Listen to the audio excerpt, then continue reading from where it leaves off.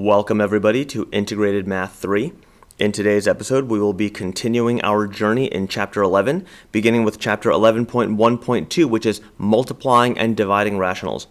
In the last episode, we learned that a rational expression is a fraction, and that really is as complex as it gets. We are multiplying and dividing fractions today with a little bit of a twist. It's not quite as simple as we do it in elementary school, but I think you'll find that the concepts are quite similar. So let's go and go back to basics here. If I gave us a fraction here that looked like this, 2 over 3 times 9 over 14, we could actually attack this fraction in a couple of different ways. The most instinctual thing to do is to multiply the top and multiply the bottom. That's how fractions are multiplied. We've learned this.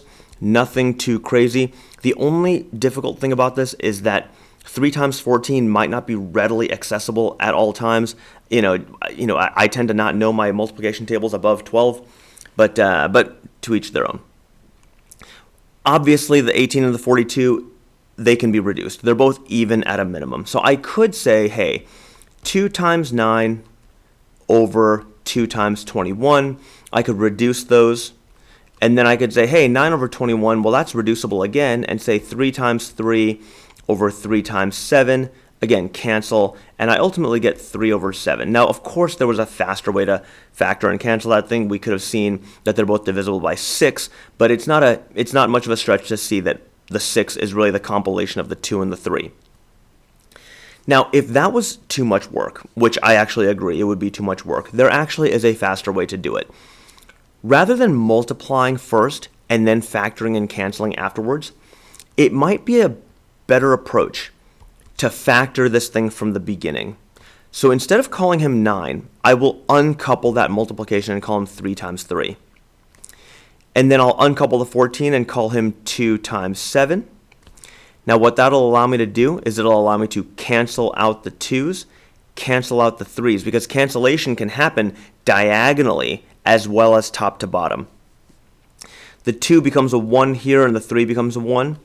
And then when I'm done, I just multiply the remaining pieces together. So 1 times 3 is 3, 1 times 7 is 7, and that is my fraction. So let's take a look at the steps as to what happened in this problem. If we're going to do the easier version of this problem, which is the second way, the way in blue, first thing we did was we factored. Then we canceled. Then the last thing we did was we multiplied. And that is how you handle multiplication of a rational expression. So at the integrated 3 level, it gets a little more complicated, and it'll be for a reason that all of you will be able to predict. But if I was to give this example here comes example 2. We're going to jump straight from elementary math into integrated 3. If I did w squared minus 11w plus 24 over w squared minus 18w plus 80 times w squared minus 15w plus 50 over w squared minus 9w plus 20. That's a mouthful right there, and it's also a handful. We've got factorable trinomials on all 4 parts of our fraction, and that's exactly how we're going to attack this. There is no way I'm going to multiply the top to the top and the bottom to the bottom and then somehow factor it and reduce it. So what I'm going to do is I'm going to switch colors here, and I'm going to go ahead and factor the top left.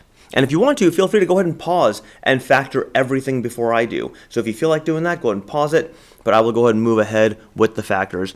This will be w minus 8, w minus 3. On the bottom here, bottom left, it'll be w minus 10, w minus 8. We're in the top right now. I've got, looks like w minus 10, w minus 5. And then in the last corner here, I've got w minus 4, w minus 5. Okay, so at this point, we should be caught up to each other if you paused and factored before I did. Let me go ahead and clean them up and write them all on one line so we don't have a bunch of white and yellow clashing against each other.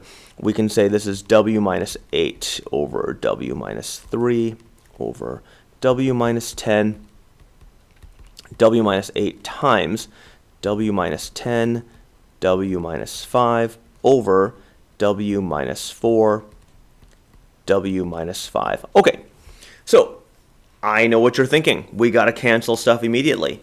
And we will cancel stuff, but not immediately. The integrated 3 twist with these multiplication and division of rational expressions is, of course, our good old buddy, the excluded value. We talked about him in the last episode. Remember, dividing by 0, bad thing. So I got to identify all the pieces that could possibly equal 0 and get me trouble. So if you feel like pausing again to identify those excluded values, feel free to do so. I'm hoping that it's not much of a stretch to say that w cannot equal 10, 8, 4, or 5. Once you've identified those excluded values, go ahead and start canceling stuff away. So goodbye to the w minus 8s. I can cancel top to bottom. The w minus 10s are going to cancel diagonally. These w minus 5s are going to cancel vertically.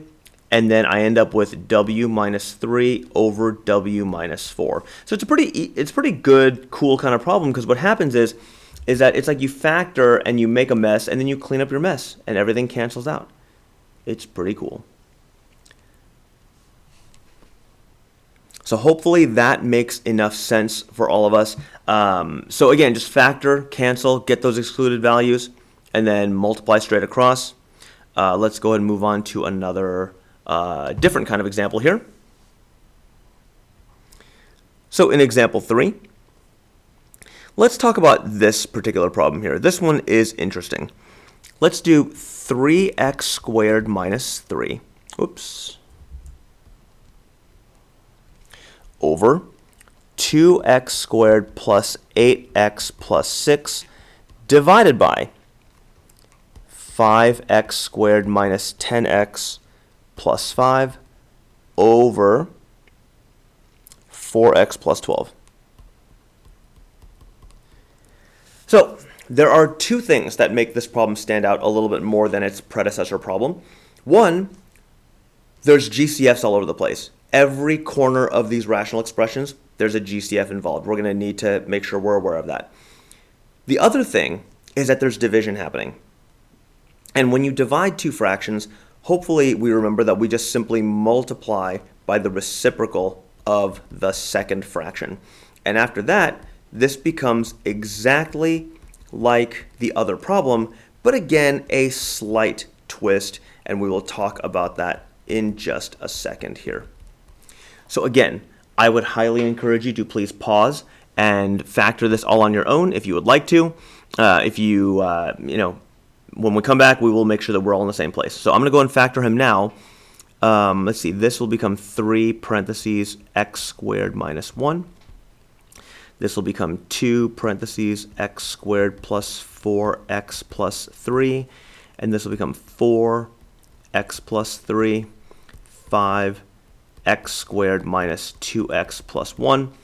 And now I'm going to go ahead and skip down to the next line, and I will go ahead and factor him properly. Let's switch to orange. I haven't used that yet. So the top left is going to become 3 parentheses x minus 1 times x plus 1 all over 2, factoring out our trinomials, x plus 3, x plus 1. I already see some cancellation here, which is pretty cool. The top left was already factored, so I just need to bring him down for the ride. 5, bottom right, x minus 1 times x minus 1. Okay, here comes the twist. When it comes to the excluded value of a division problem, take a second. I do want you to pause here. Take a second and think, where will the excluded values come from? Think about that for a second here. In the last example, the excluded values came from, the bottoms of both. Because when you're dividing by 0, that's bad.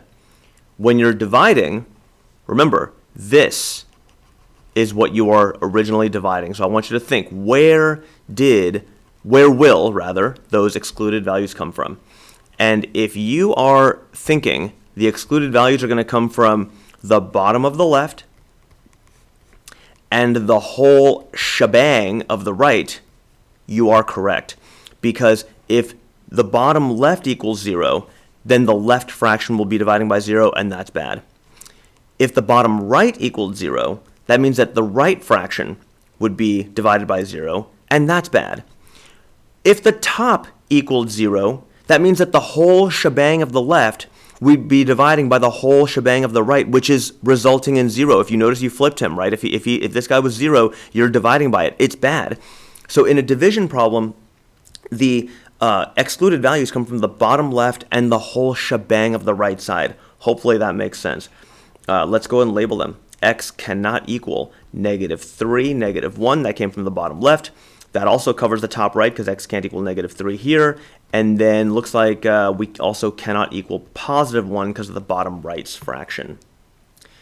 So once we've identified that, let's get some stuff out of here. Make like a tree and get out of here. So the x plus 1s are going to go away.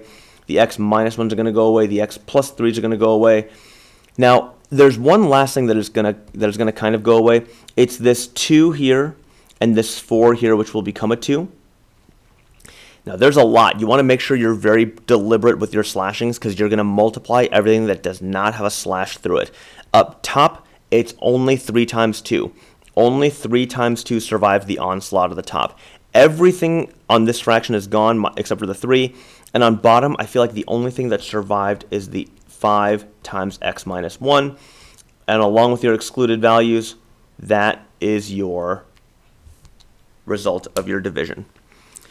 So hopefully that makes a certain degree of sense. As always, please leave comments or questions in the comments area. I will see you all in the next episode.